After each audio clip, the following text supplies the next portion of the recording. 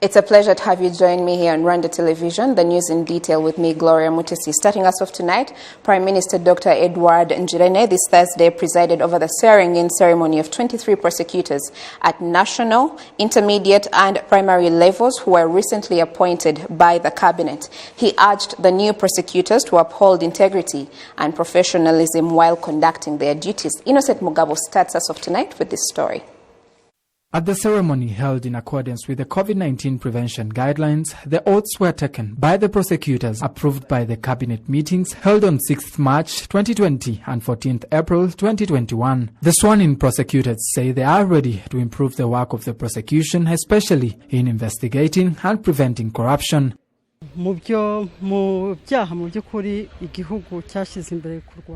the crimes the country has put forward in fighting against include corruption and embezzlement. Of course, now we're going to put more effort into addressing these issues and upholding the values of integrity of the prosecution, the judiciary, and the country as a whole. Prime Minister Dr. Edward Ngirente called on the prosecutors to act wisely as they are one of the key players in ensuring justice and the rule of law.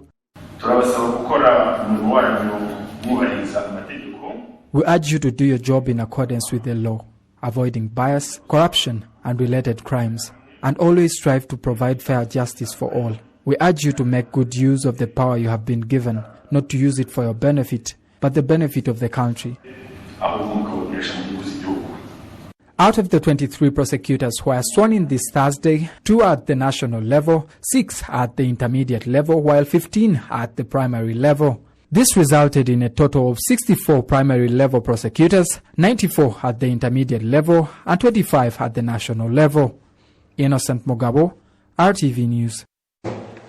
The Minister of Local Government, Gatabazi Jean-Marie Vianney, at the end of his working visit to the Eastern Province, called for the cooperation of various agencies to make the province a national hub for agricultural production. This is based on projects and infrastructure already in place. Residents in different parts of the Eastern Province have expressed to the Minister of Local Government ideas that can help them accelerate their development. Speaking to the residents of Rilima sector in Bugesera district, neighboring the airport which is under construction, the minister explained to them the plan to relocate them from where they currently are, as it's designated for only agricultural activities. About 84 households will be relocated to modern villages. However, they say they want compensations in terms of cash to be able to move elsewhere. We kept telling them we don't want those houses because we can't leave our property and leave our crops. There would be no security, so they would be stolen.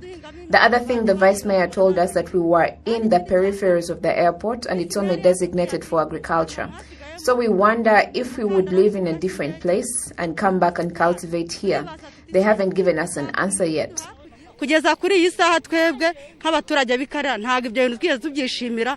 The Minister of Local Government explained that the resettlement of people to communities where they can access infrastructure establishments they need is the government's plan for the people. This land is yours and your future generation. What's not allowed here in the peripheries of the airport are the residential settlements that will bring chaos here. The second thing is that the government is helping you to get another house while still maintaining your fields for cultivation, even after the airport starts operating. The minister also spoke to local government leaders from village to district level, as well as opinion leaders in Bugesera district, on issues related to security, improved service delivery, among other community-related issues. Some of these leaders say they are going to improve their performance despite the challenges they face. Minister Gatabazi Jean-Marie Vianney says changes in performance in the Eastern Province could lead to the district becoming a national hub in the coming years.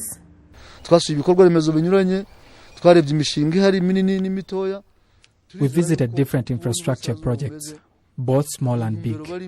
We believe in the next 3 or 4 years, places like Bugesera, Ngoma, Chirehe, with the roads being constructed, these areas will be booming districts, changing the well-being of residents, with local production and even export elsewhere. Local authorities have been asked to address the concerns raised by the people to the Minister of Local Government not later than May and June this year. To judicial matters now, the prosecution in the case against Paul Rusesabagina and 20 of his co-accused linked to the MRC-DFLN terror outfit produced evidence against the perpetrators of the attacks in Rusizi district between May and October 2019. Prosecutors have so far produced evidence against 9 defendants, including Rusesabagina, Nsabimana Calixte, and Haman Sengimana, who all held various leadership positions in the MRC-DFLN coalition. Ethan Tashobia continues with this report. The evidence submitted by the prosecution to the court is of 5 people involved in the attacks in Kamembe, Mururu, Gihundwe and Nyakarenzo sectors in Rutsiro district. One of the accused is Bizimana Kassie, who the prosecution alleges led the attacks. He joined the FDLR, and when the militia outfit broke apart, Bizimana joined another armed group, Senelde, led by one General Wilson Iratejeka, and went to its ESM military academy and graduated in 2017 with the rank of second lieutenant. Until September 2018, he was working at the FLN base in Rutsuru region, Eastern Democratic Republic of Congo, and from there to Bukavu to prepare for the group's attacks in Rusizi district. The prosecution alleges that he was one responsible for smuggling in ammunition, including guns, bullets and grenades, which he and fellow fighters used during the incursions. The attacks were aided by Matakamba Jabelikmas, who is also on trial in the same case. He was in charge of recruiting people to carry out attacks, especially those who would launch grenade attacks. Matakamba is also the one who stored the weapons smuggled into the country from DRC and handed them over to the attackers. There was also one Shaban Emmanuel who led and guided the attackers on Rwandan territory. He worked closely with the Kassie Bizimana, helping him to cross from DRC through River Rusizi and take him to the site of the attack. He also lured his young brother Nikuzwe Simon to join the armed group. Another suspect whom the prosecution pinned in court is Nibiramira Innocent, who was involved in the grenade attacks in parts of Rusizi district. Byukusenge Jean-Claude was also accused by the prosecution of involvement in the grenade attacks and ambushed vehicles shooting at the occupants. The prosecution alleges that the attacks were aimed at killing civilians, only for the targeted people to be saved by what prosecutors called God's supernatural interventions, as the grenades were hurled near Stella's Bar at the 3rd Street in Kamembe town, in public installations including local administration offices, as well as ambushing private and public vehicles and firing at any car that would refuse to stop in the mounted ambushes. Often attacks would be prevented by the fact that RDF swiftly responded and came to the aid of the targeted communities when they had gunshots, and the fighters would run away. Defendants are collectively charged with enrolling into an illegal armed group, conspiracy to commit terrorism, recruiting people into terror activities, unlawful use of ammunition and explosives in the public places, attempted murder, and arson as an act of terrorism, among other charges. The prosecution alleges that all crimes were linked to terrorism because the perpetrators themselves said they wanted to show the international community that MRC-DFLN coalition armed group was fully operational. This Thursday, the prosecution submitted evidence to court against 5 defendants, the biggest number since this hearing of the 21 co-accused opened. The prosecution told the court that they would have 3 more hearings to conclude their submission against 21 defendants. The hearing was adjourned and will resume next week on April 28th and 29th, 2021. Reporting for RwandaTV News, Ethan Tashobia. Now, the Ministry of Youth and Culture urges the districts in the Western Province to expedite the construction of a youth center and exhibition facilities in communities in order to help the young people to find a place to exhibit and sell their items. This was after one of the youth groups in Rutsiro district pointed out to Minister Rosemary Mbabazi that they've had a hard time finding markets for their produce, causing them losses. Ethan Tashobia still continues. Some of the youth activities that Minister Rosemary Mbabazi visited in Rutsiro district include sewing activities carried out by teen mothers who are part of the Berwa Chinunu cooperative operating in Boneza sector. The teen mothers exhibited clothes made for women and shirts for men they made themselves thanks to the training they acquired and machines given to them to start income-generating activities. They are happy that these activities are bringing about a change in their lives. Once you've come to terms with what happened, then you have the courage to rise up and start again despite the challenges. Through sewing, I'm able to contribute to my family's welfare and provide for my needs. I do not have time to go into something destructive. The work keeps me busy looking for something to provide for my child. These teen mothers say that they want to expand their businesses but are stuck because they do not have a bigger space to exhibit their items. The main challenge we face is the small size of the market and the exhibition facility. This limits our income because we do not have a sizable market for our products, which is a big challenge. The Minister of Youth, Rosemary Mbabazi, reassured these young mothers that their concerns will be addressed as soon as possible. She called on district administration to expedite the planning of construction of a bigger youth center and exhibition facilities. We have set aside a budget for every district to have a showroom in all districts across the country. Same for Rutsiro, because it doesn't look good for young girls to not have markets for their products. While speaking about the issue of child abuse, the Minister of Youth and Culture reminded the Rwandan community, partners and authorities that it is everyone's responsibility to deal with this issue. She urged girls to avoid falling into the trap of the abusers, but rather be ambitious and aim for better and bigger goals. We encourage them to work hard and not give birth to the second baby without enough resources to provide for even the first child. They must set bigger goals in life. In Rwanda, statistics show that in 2020, more than 20,000 teens were impregnated, including 620 in Rutsiro district. The government of Rwanda and the World Bank today signed a $30 million financing agreement, approximately 29 billion Rwanda francs, to support the COVID-19 emergency response project. Dr. Uziel Ndajijimana, the Minister of Finance and Economic Planning, and Roland Price, the country manager of the World Bank in Rwanda, signed on behalf of their respective institutions. Earlier, we spoke to Ms. Roland Price, the World Bank country manager, about today's events. The U.S. $30 million financing agreement that was signed earlier today will support the Republic of Rwanda in the implementation of its national deployment and vaccination plan. This plan was developed late last year in response to the COVID-19 crisis, when it was determined that vaccinations were going to be sort of the way to go.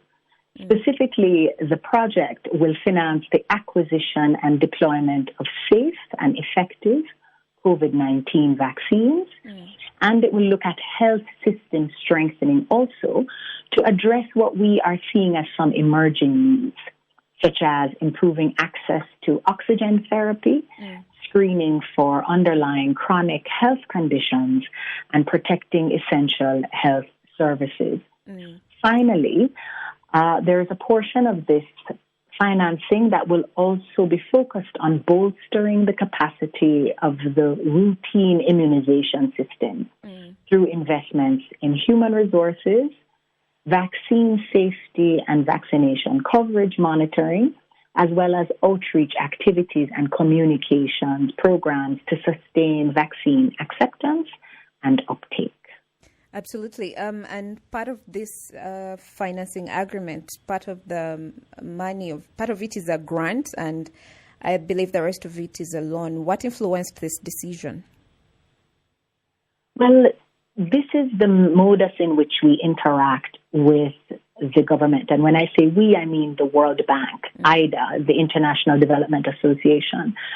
The government of Rwanda is eligible to receive resources from the International Development Association, and those resources are 50% grant and 50% highly concessional loan. And those loans often come with World Bank support, technical assistance to design operations, to implement policies, etc. The COVID-19 pandemic was an unexpected and significant shock that evolved, as you know, from being a health crisis to a significant economic crisis due to the effects of lockdown and social distancing protocols. All of this really slowed economic activity. No government was prepared, and even with excellent planning as there was here, there were significant financial costs involved. The World Bank wanted to respond quickly to this, given the nature of the emergency, and our target was very much to get money to the ground fast for those governments that needed it. So the bank made resources available. In some cases, resources additional to existing country allocations to address the immediate health, social, and economic response to COVID-19. Totally. And this grant, is it going to help secure vaccines that were already part of the COVAX scheme, or is this totally a different arrangement? This grant actually supports COVAX. Will bring essentially up to 20% of the vaccines to the country. But the government still has to pay for the deployment of those vaccines, right? They have to move them around the country. They have to ensure that they get into people's arms. They have to be stored, etc. So this grant covers the deployment of the 20% of the vaccines from COVAX, and it covers the acquisition and deployment of an additional 10% of vaccines. I see. You know the government's target is 60%, and so this grant will cover 30%. I see. And in terms of economic development, how significant would you say this is in Rwanda's economic development and even recovery post the pandemic?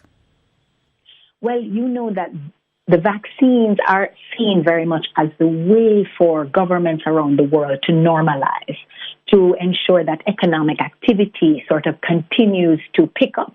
And that will be essential for any recovery to take place. What is very significant is that the government has developed this plan for national vaccine deployment, and it is a critical piece of the overall COVID-19 emergency response plan.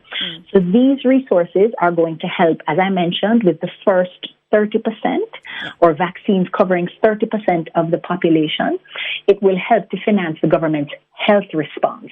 And hopefully then we can start to move around the country normally. But this is not the whole picture, because the government also has an economic recovery plan that covers many different dimensions to protect poor people and the most vulnerable, to permit students to recover from the learning losses, to restore people's livelihoods, jobs, access to healthcare, and to help enterprises and industries like the tourism sector to regain a solid footing. And in all of those dimensions, the World Bank is also a partner. Okay.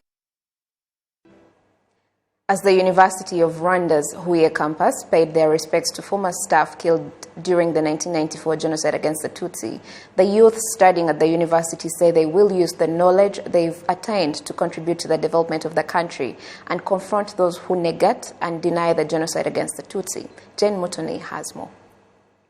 Nyiridandi Cesar came to commemorate his son, Nyiridandi Alain Maurice, who was a student at the University of Rwanda's Huye campus, which was called National University of Rwanda then, and was killed during the genocide against the Tutsi. He says it was preceded by other injustices he had been subjected to, as he emerged the best in national high school exams, but says his grades were given to another person, consequently denied the scholarship to study abroad. Yarangije Humanité.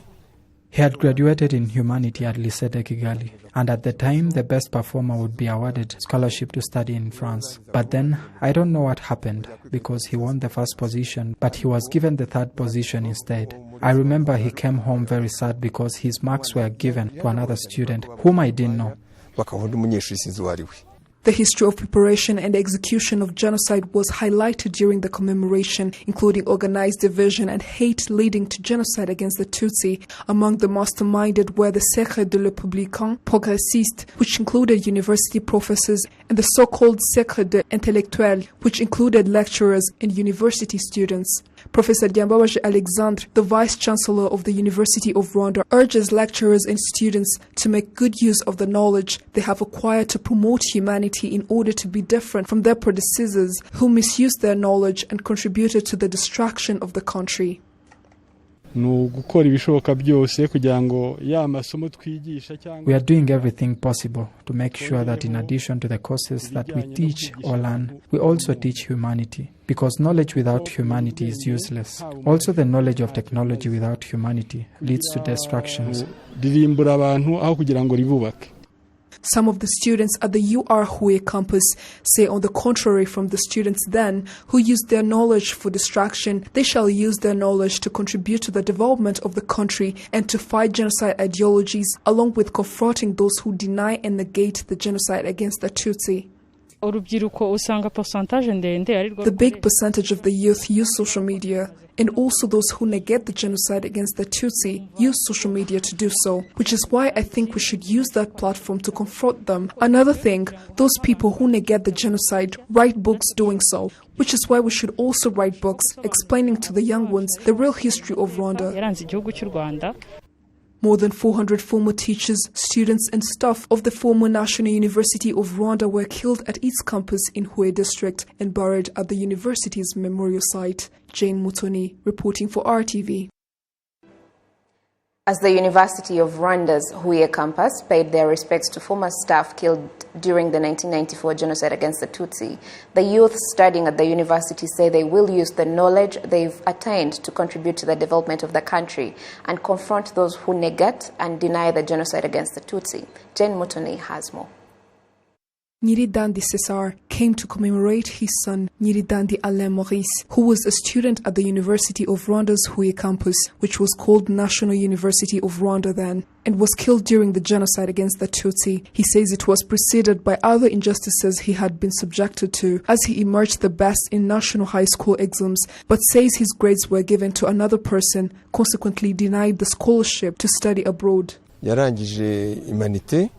He had graduated in humanity at Lycée de Kigali, and at the time the best performer would be awarded scholarship to study in France. But then, I don't know what happened, because he won the first position, but he was given the third position instead. I remember he came home very sad because his marks were given to another student, whom I didn't know.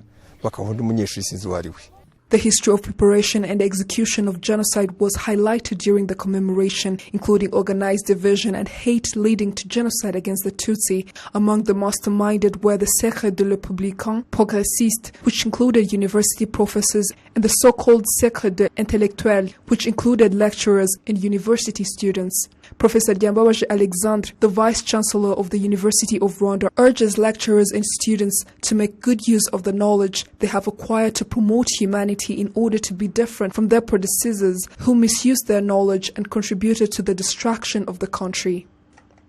We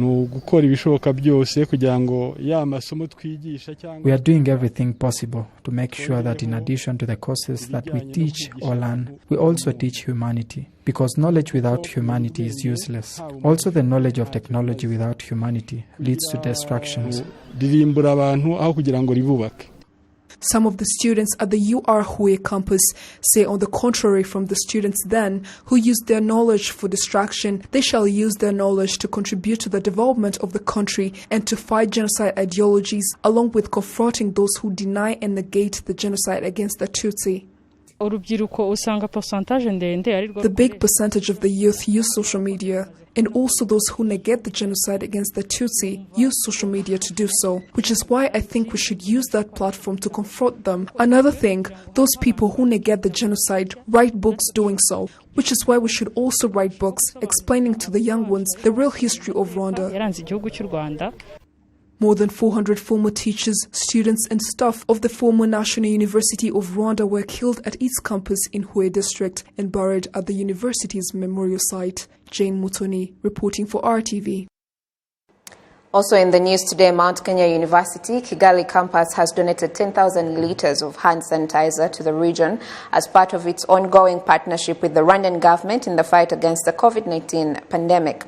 The hand sanitizer was developed by the university itself, and the Chancellor of Mount Kenya University, Professor Edwin Oduma, says they've started producing hand sanitizers to prevent the spread of the COVID-19 virus and say it is important to distribute it to other communities as well. So the university thought it very wise to see how we can protect ourselves in the institution, in our immediate environment, but also go beyond that and ensure that members of the community also have access to these sanitizers to help them, combat this dreadful disease of corona. That is our main objective, is because we have the know-how, we have the knowledge to be able to make sanitizers. We are actually not selling. Let me make that very clear. It is not for commercial purposes. We have been authorized to produce them to help ourselves and to help members of the community. Now, the Executive Secretary of Chichuchiro District, Umutesi Solange, says the hand sanitizer will be used in various areas, especially in public places. The Ministry of Health urges all citizens to abide by the COVID-19 preventive measures, which include hand washing with clean water and soap or hand sanitizer. Thank you for the privilege of your time as always. Before I say bye, a gentle reminder to diligently wear your face mask and do all that is required of you to stop the spread of the pandemic. Otherwise, God bless you and keep you. And until next time, I'm Gloria Mutesi. Bye for now.